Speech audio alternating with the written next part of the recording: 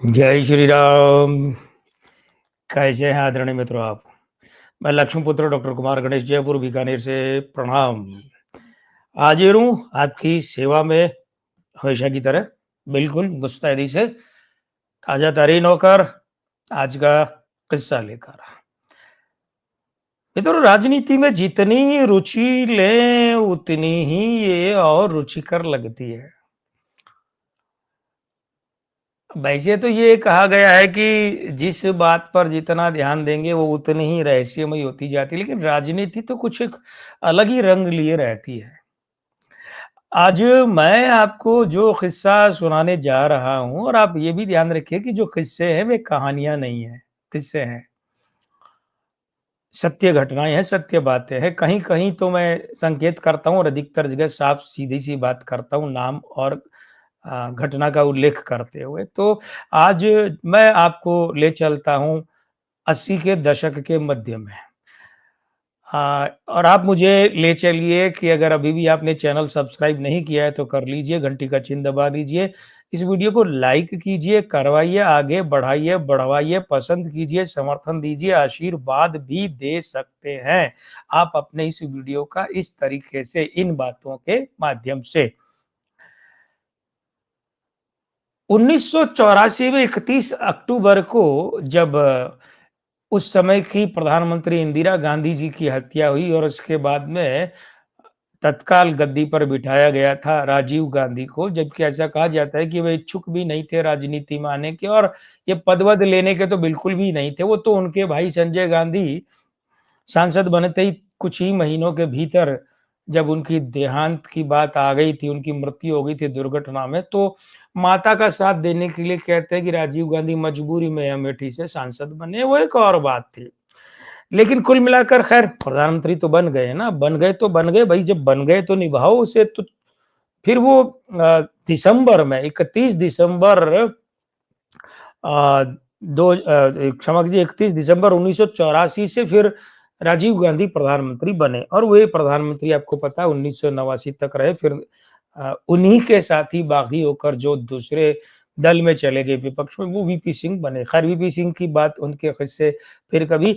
तो आज जो बात ये हो रही है कि जब वो राजीव गांधी की सरकार चल रही थी 1984 दिसंबर 31 दिसंबर 84 से 89 के बीच में, तो उस समय के बीच की बात है, और ये लगभग 87 के अंत में और 88 के शुरू की बात है। शायद 88 के शुरू की बात होगी।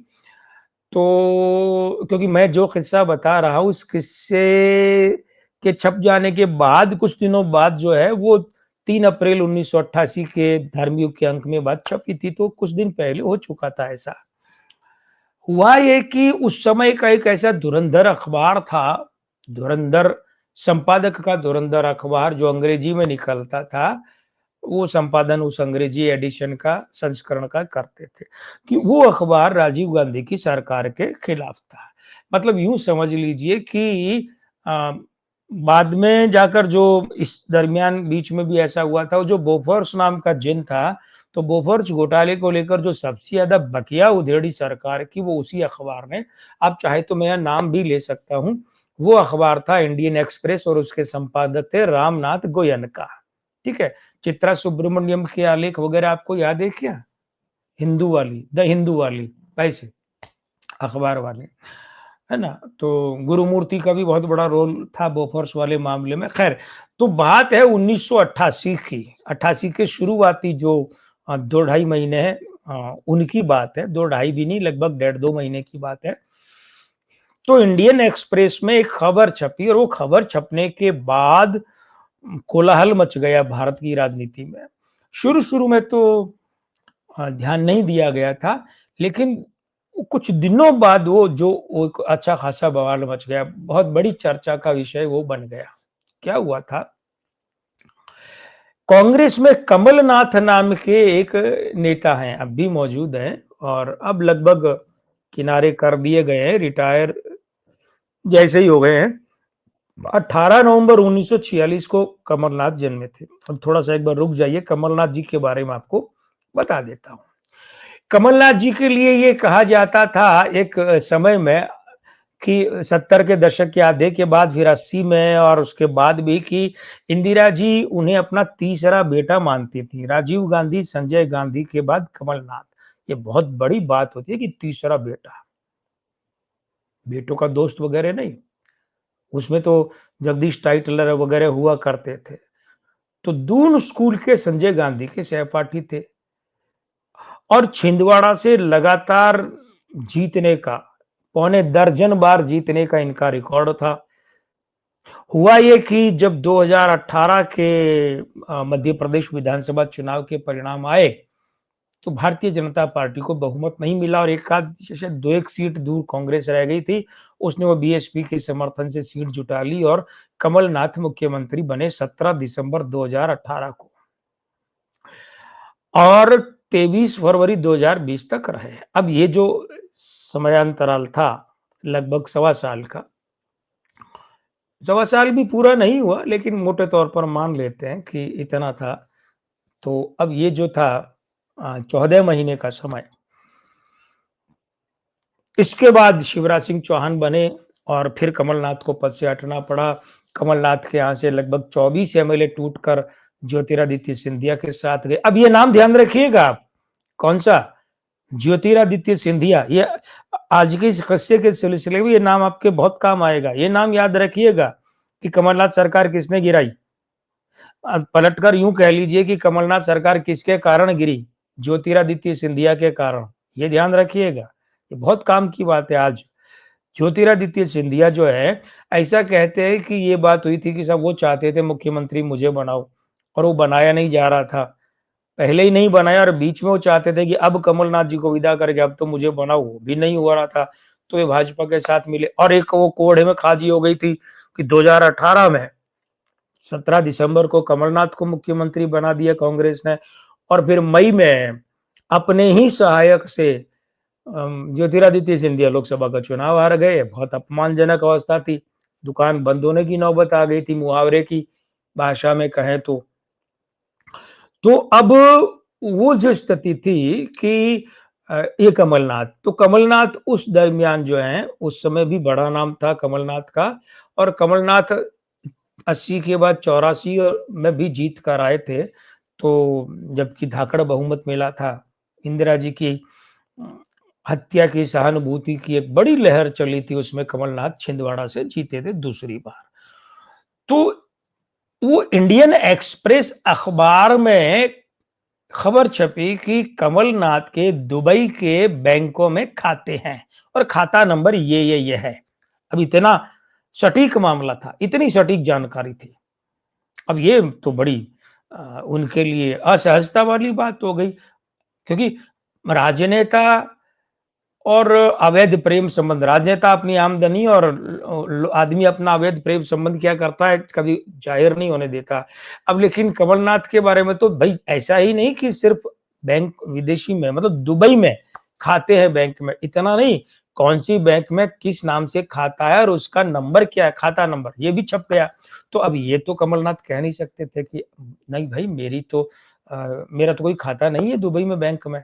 तो उन्हें मानना पड़ा कि हाँ, दुबई के बैंकों में मेरे खाते हैं, ये बात सही है, लेकिन मैंने वे खाते रिजर्व बैंक से अनुमति लेकर विधि विधान से खोले हैं, विधिवत अनुमति ली है। तो अब मामला तकनीकी पेच फंस गया।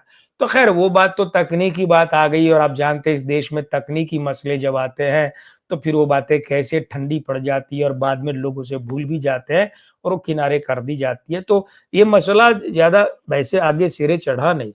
हुआ ये कि कमलनाथ की समस्या ये तो अब रही नहीं कि बैंक खाते जो है उनके नंबर सामने आ गए, वो तो आ गए सो आ गए। लेकिन कमलनाथ की सबसे बड़ी समस्या क्या थी? वो ये थी कि इंडियन एक्सप्रेस अखबार तक ये जानकारी पहुंचाई किसने? रामनाथ गोयनका को ये जानकारी दी किसने? ये एक बहुत बड़ी बात थी। अब कमलनाथ के आपके स्रोत थे, वो अपने स्रोतों से उन्होंने जानकारी जुटाई और जानकारी जुटाई तो उनके सामने बड़ी अजीब सी बात आई, विचित्र बात सामने आई। क्या आई कि असल में उस समय मध्य प्रदेश में 2 बड़े ग्रुप थे, समूह थे कांग्रेस में, वो बाद में भी रहे। तो एक जो बड़ा ग्रुप था, वो था अर्जुन सिंह का।